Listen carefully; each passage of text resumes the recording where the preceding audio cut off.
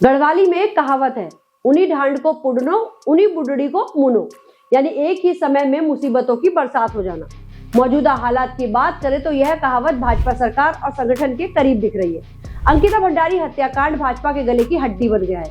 धामी सरकार भी इससे असहज है। ऊपर से त्रिपुरा के छात्र की हत्या का मामला भी तूल पकड़ता जा रहा है। सरकार की फजीहत हो रही है। नमस्कार दगड़ियों, मैं नलिनी गोसाई उत्तराखंड की नौनी स्वागत करती हूँ आप सभी का एक बार फिर से अपने खास कार्यक्रम साप्ताहिक चिबड़ाहट में। दीदी भूली भैजी सुना। अंकिता भंडारी हत्याकांड के मामले में पहाड़ का सर्द मौसम भी गर्म है। माहौल की गर्माहट को यदि महसूस करना है तो 31 दिसंबर 2025 की रात का यह वीडियो देखना होगा। पूरा देश जहां 31 के जश्न में डूबा रहा, वहां पौड़ी के लोगों ने अंकिता भंडारी के मामले को लेकर रात में जबरदस्त मशाल जुलूस निकाला। समझा जा सकता है कि पहाड़ों में किस तरह से यह मामला धधक रहा है। इस पूरे प्रकरण की सीबीआई जांच की मांग के लिए अब दबाव तेज होने लगा है। दरअसल अभिनेत्री उर्मिला सनावर इस पूरे प्रकरण की ऐसी सूत्रधार बनकर उभरी है जिसने जलजला ला दिया है। अपने कथित पति पूर्व भाजपा विधायक सुरेश राठौर के हवाले से उसने जो खुलासे किए हैं उसे भाजपा की सरकार और उसके संगठन की नींद हराम की हुई है। अंकिता भंडारी हत्याकांड में जिस वीआईपी का शुरू से जिक्र हो रहा है, उर्मिला सनावर के खुलासे को यदि सही माना जाए तो कटघरे में भाजपा के प्रदेश प्रभारी दुष्यंत कुमार गौतम खड़े हो रहे हैं।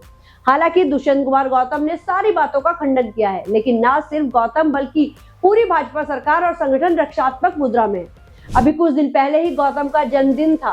सोशल मीडिया पर जिसने गौतम को जन्मदिन की बधाई दी, उस पर लोगों की जिस तरह की प्रतिक्रियाएं आई, वह साफ इशारा है कि गौतम के चेहरे के साथ भाजपा चुनाव में नहीं जा सकती। भाजपा सरकार और संगठन के लिए गौतम तातू दूध जैसे हो गए हैं, जो ना तो निगले जा रहे हैं और ना ही उगले जा रहे हैं। पार्टी की दिक्कत यह है कि यदि वह गौतम को हटाती है तो फिर बेटियों को लेकर भाजपा के नारे और दावों को झटका पहुंचेगा।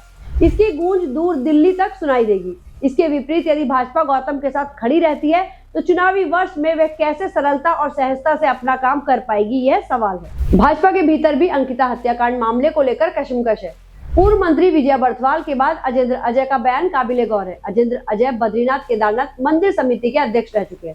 अजेंद्र अजय का कहना है कि इस मामले में जिस भी नेता पर आरोप लग रहे हैं उन्हें पदों से हट जाना चाहिए। भाजपा में रहते हुए यदि कोई यह बात कह रहा है तो यह छोटी बात नहीं है, वो भी तब जबकि प्रदेश प्रभारी सीधे तौर पर लोगों के निशाने पर हैं। वैसे इस पूरे सप्ताह यह भी पहेली बनी रही कि उर्मिला सनावर आखिर है कहाँ।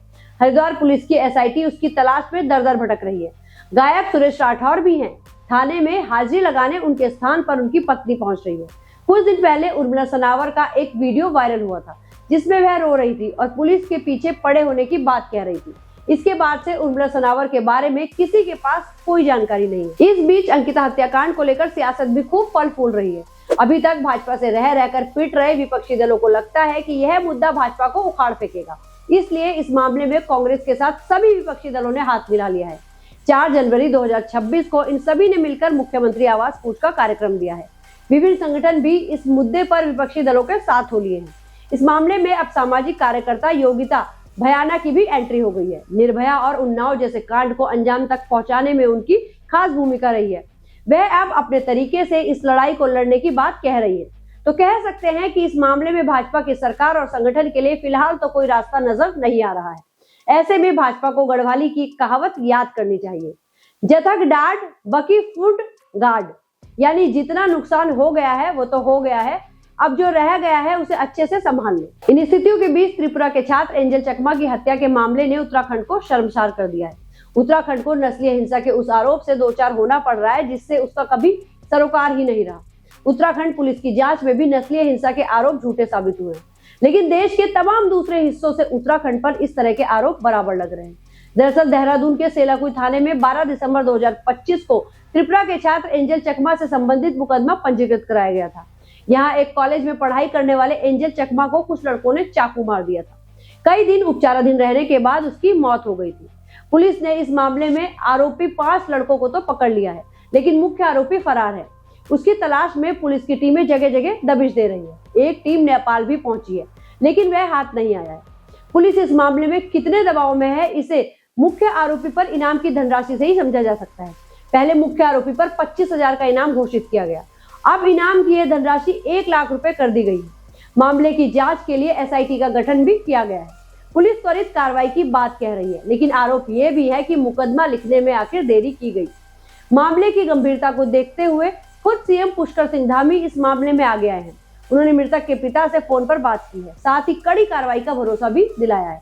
लेकिन उत्तराखंड विरोधी नैरेटिव को तोड़ने में अभी सफलता नहीं मिली है। इस बीच उत्तराखंड में रह रहे पूर्वोत्तर के छात्रों ने कैंडल मार्च निकालकर विरोध जताया है। हमें न्याय चाहिए, हम भारतीय हैं जैसे नारों के साथ यह कैंडल मार्च बहुत कुछ कह गया।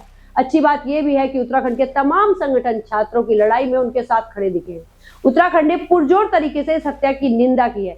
बताया जा रहा है कि अब पुलिस मुख्य आरोपी को धर दबोचने के काफी करीब है। ऐसा होता है तो पुलिस के लिए काफी राहत की बात होगी। चमोली जिले की एक खबर ने बीते सप्ताह सबका ध्यान अपनी ओर खींचा। टीएसडीसी की विष्णुघाट पीपल कोटी जल विद्युत परियोजना से संबंधित यह खबर थी। परियोजना के भीतर 2 लोको ट्रेन आपस में टकरा गई और 60 लोग घायल हो गए। इस घटना ने सुरंग के भीतर होने वाले कार्यों और सुरक्षा की व्यवस्था पर सवाल खड़े किए हैं।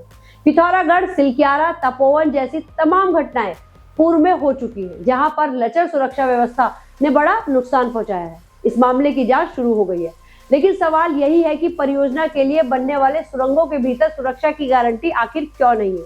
और जाते जाते मौसम की बेरुखी की बात। इस बार क्रिसमस चला गया, नया वर्ष आ गया, लेकिन डांडी काठियों में बर्फ नहीं पड़ी। बर्फ देखने के लिए पहाड़ पहुंचे पर्यटकों की जिगड़ी की तीस नहीं बुझ पाई।